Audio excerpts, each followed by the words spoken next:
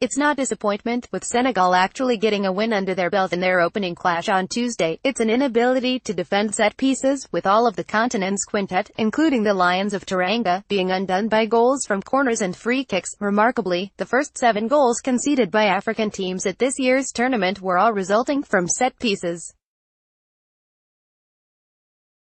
Egypt, Morocco and Tunisia were all defeated at the death in their opening matches following set pieces by Uruguay, Iran and England respectively. In the case of the Pharaohs and the Carthage Eagles, it denied then admirable draws against 2 of the tougher teams in the competition.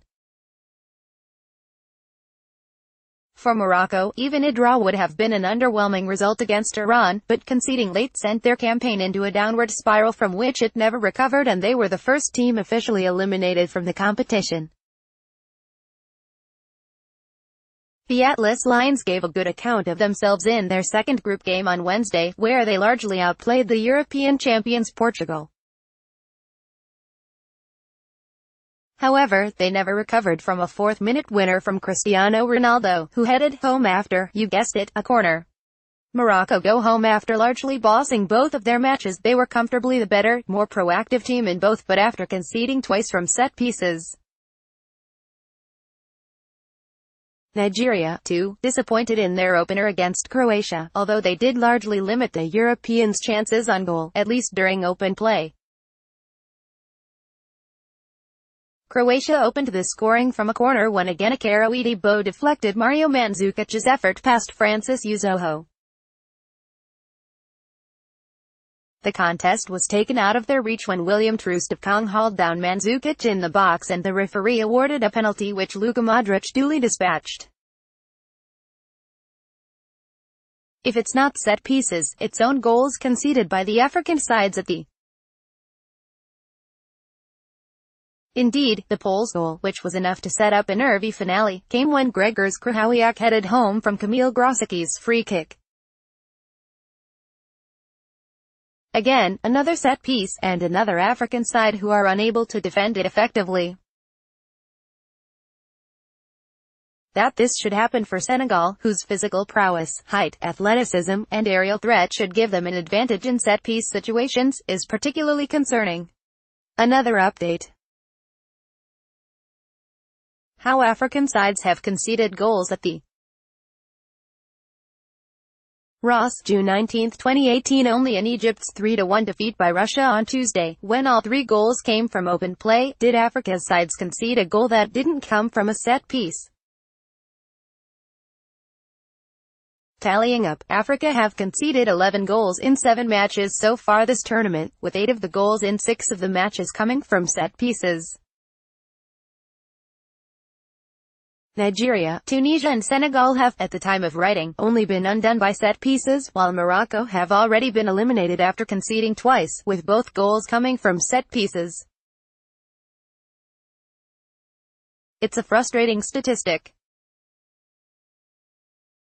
Another day, another set-piece problem for African sides.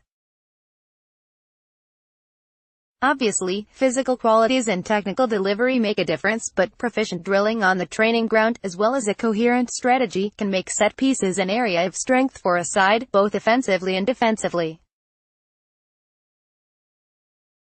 Any Premier League observer over the years could tell you of how the likes of Sam Allardyce or Tony Pulis have come into an ailing club and overseen an instant improvement by getting the basics right, which include implementing successful set-piece drills.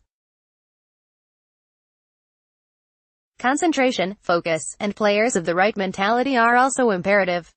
Conversely, naivety can undermine 90 minutes of intense effort.